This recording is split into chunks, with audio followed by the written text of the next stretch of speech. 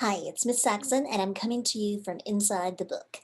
I like this technique of doing read alouds, and it's especially good when you have special pictures. And I think this book has some really beautiful artwork. And so you might recognize the image on the cover, but I don't want to spoil it. So keep kind of guess what this tree might be, and then maybe you'll appreciate this sweet story. And this story is about two birds, Red and Lulu, and they're cardinals. Now, you might think the red cardinal is the girl, but the red cardinal is actually the boy. And in the animal kingdom, a lot of times the male animal is more colorful than the female. And sometimes the male needs to attract attention, and sometimes the female wants to keep attention away from her and be more camouflaged to protect the babies. So it might be a little bit different than what you think, but it's Red and Lulu, and I hope you enjoy this story, and maybe you'll recognize this Christmas tree. This book is by Matt Tavares, and it's Candlewick Press is the publisher. Red and Lulu were happy in their tree. Their nests were always safe in the branches. Its shade kept them cool on hot summer days, and its evergreen needles kept them cozy when the autumn winds howled. It was the perfect place to live all year long. But their favorite time of year, by far, was winter. The family would decorate the tree with lights, and sometimes people would gather near and sing. Oh Christmas tree, thy leaves are so unchanging.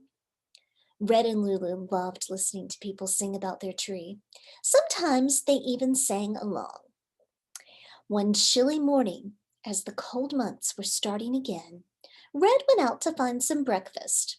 Lulu stayed behind, tucked in the branches of their tree. But this morning was particularly special, and you can look and see there's some trucks on the street.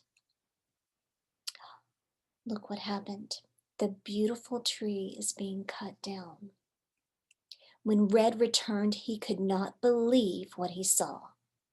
Their tree had moved. It was on its side, strapped to the back of a big truck. Red could hear the sweet sound of Lulu's song coming from inside the tree, and then the truck drove away. Red chirped frantically, telling Lulu to stay where she was, telling her that he would be right there.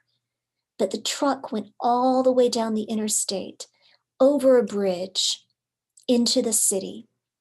Red flew as hard as he could for as long as he could, but the truck was just too fast. Before long, Red lost sight of the tree. Still, he kept flying, trying to catch up. Soon he found himself in a strange place, unlike any place he'd ever seen. This is very different than the yard he was with the little house where their tree was. The only birds he saw were pigeons.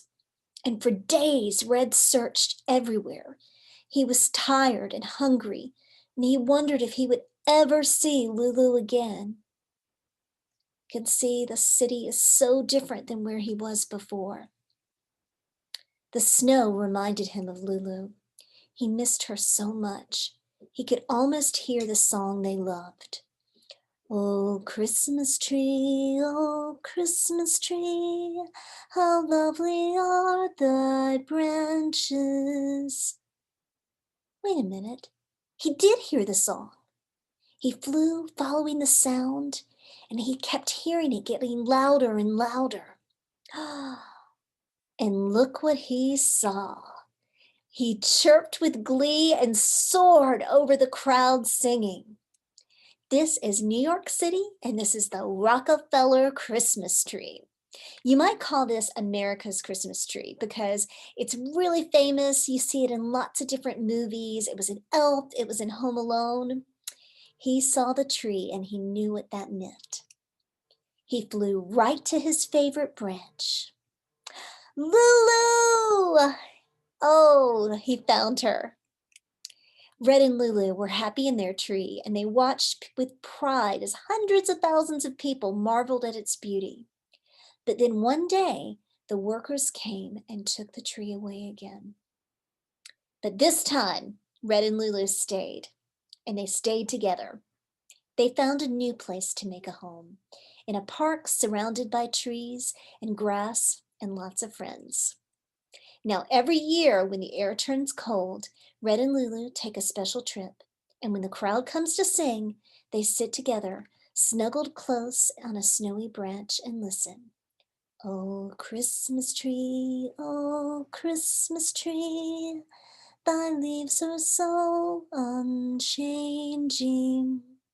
And sometimes Red and Lulu still sing along. So I hope you enjoyed this story. I thought this was a really sweet story about the Rockefeller Christmas tree.